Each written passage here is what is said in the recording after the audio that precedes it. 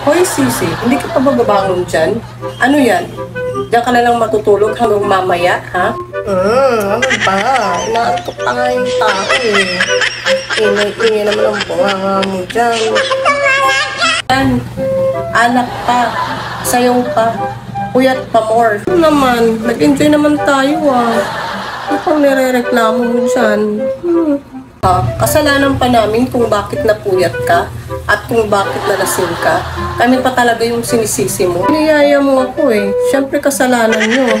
Natutulog pa yung tao eh. Gigisingin nyo. Alam nga naman gisingin ko yung gising na. Patawa ka talaga, Sisi. Mamaya tulog pa ako. Yan yung nga ako. Pero ako pang nauna sa inyo doon. Talaga. Iba namin na mas excited ka pa pala kaysa sa amin.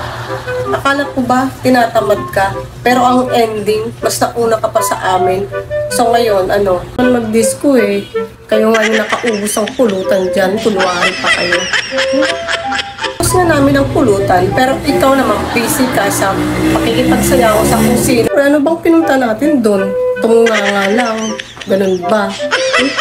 Pero niyaya ka namin kasi sabi ko naboboring ka. Pero tignan mo nga yung ginawa mo. Ayan ba yung naboboring? Ang diskuhan yun. Alam nga naman pagdating doon, matulog tayo. Huwag mo na akong pilosopihin dyan.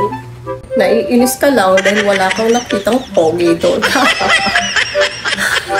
Akin mo, pogi naman yung driver natin. Di ba? Sige na.